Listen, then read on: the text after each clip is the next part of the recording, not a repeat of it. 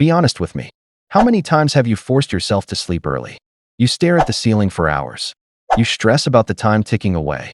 You finally get your perfect 8 hours. And you still wake up feeling like you got hit by a bus. We've been lied to. Society, the media, generic health advice. They all repeat the same rule. You need 8 hours to be healthy. If you sleep 7 hours, you're deprived. If you sleep 6, you're unhealthy. But if that's true, why do the world's highest performers ignore it? Look at history. Leonardo da Vinci followed the Huberman cycle, sleeping in short bursts. Look at sports. Kobe Bryant was famous for his 4 a.m. club, sleeping in 2 distinct blocks so he could train more than anyone else. Look at business. Elon Musk and top CEOs consistently operate on 6 hours. Are they genetic mutants? Maybe. But here is the more likely truth. You don't feel tired because you slept too little. You feel tired because you woke up at the wrong time. Today, I'm going to show you how to sleep 6 hours, or even 4.5, and wake up with more energy than you have right now. We are breaking the 8-hour myth. Before we fix your sleep, we have to kill the guilt. Why do we think we need 8 hours? It's not biological. It's industrial. In the 1800s, factory owners needed a schedule.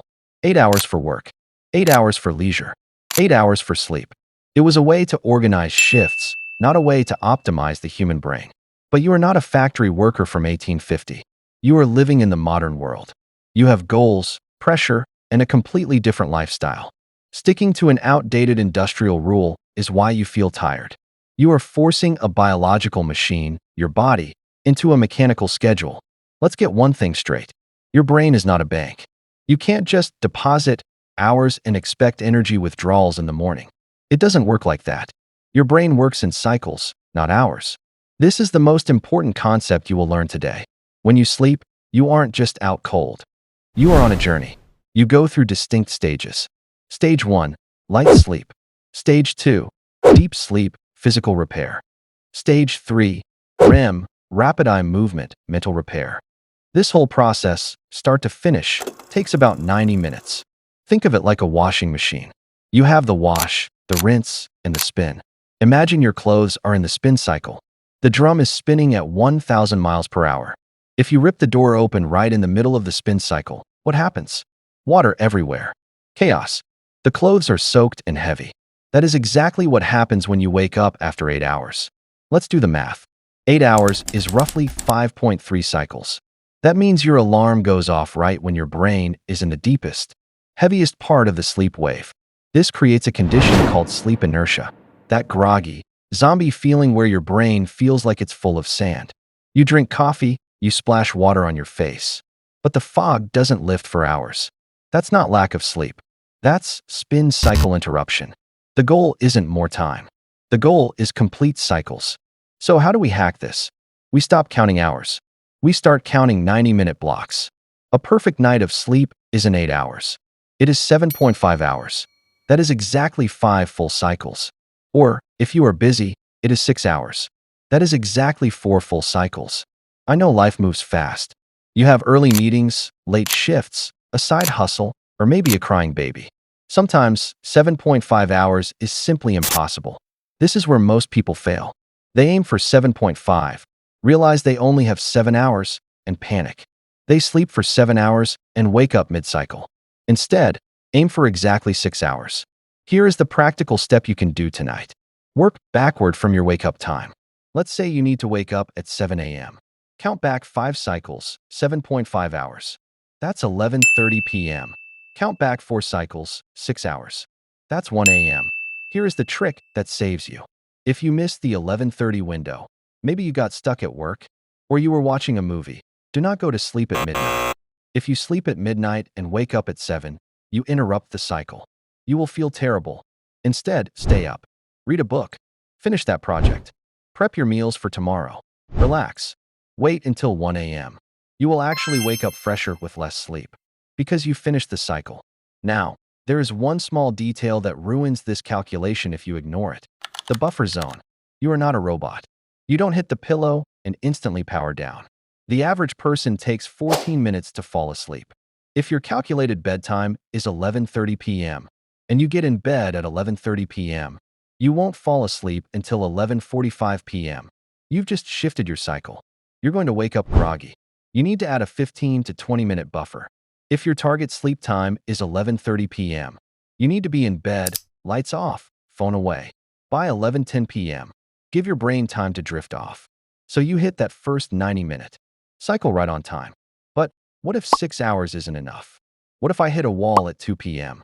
This is where the elite separate themselves from the average. You use the controlled recovery nap. If you are sleeping 6 hours or 4.5 hours, you might need a recharge. But you have to follow the rules, or you will ruin your night's sleep. There are only two types of naps you are allowed to take. Option 1, the 20-minute power nap. This keeps you in light sleep. It resets your focus and alertness without entering deep sleep. You wake up ready to go. Option 2, the 90-minute full cycle. If you are exhausted, go for the full 90 minutes. Never sleep for 60 minutes. If you wake up after an hour, you are waking up from deep sleep. You will wake up with sleep drunkenness and feel worse than before. Set an alarm, 20 minutes max, or 90 minutes, nothing in between. Now, knowing the cycles is only half the battle. The other half is how you actually get out of bed. Because even if you time the cycle perfectly, if you start your day wrong, you lose the energy advantage. Here's the protocol. It takes 60 seconds. Step 1, the phone gap. Do not sleep with your phone next to your head. Put it across the room. You physically have to stand up to turn off the alarm. Movement triggers your heart rate. Movement kills sleepiness. Step 2, the snooze ban. When you hit snooze, you trick your brain into starting a new sleep cycle. But you only have 10 minutes. When the alarm goes off again, you are ripping your brain out of sleep. This is self-sabotage. Never hit snooze. Step 3, the light check. Open the curtains immediately. Your brain produces melatonin to make you sleep. Sunlight kills melatonin. If it's dark, turn on your brightest room light instantly. Signal to your body that the day has started. Step 4, hydrate. You just went 6 hours without water. Your brain shrinks when it's dehydrated. That headache? That brain fog? That's usually just thirst. Drink a full glass of water before you even look at your emails. Look, I know the pressure you're under. Your career, your family, your goals. It feels like there aren't enough hours in the day. But you don't need more time. You need more energy. You need more focus. Stop obsessing over the number 8. It's a myth holding you back. Listen to your body's rhythm. Respect the 90-minute cycle. Give yourself the permission to sleep 6 hours, as long as they are quality hours. Try this tonight. Calculate your wake-up time. Count back in 90-minute blocks. Add your buffer. See how you feel tomorrow morning. You are capable of doing incredible things. But you need to be awake to do them. If this helped you, hit that like button so others can wake up too. Subscribe if you want to master your time, your health, and your life. I'll see you in the next one. Go get some rest, but do it the smart way.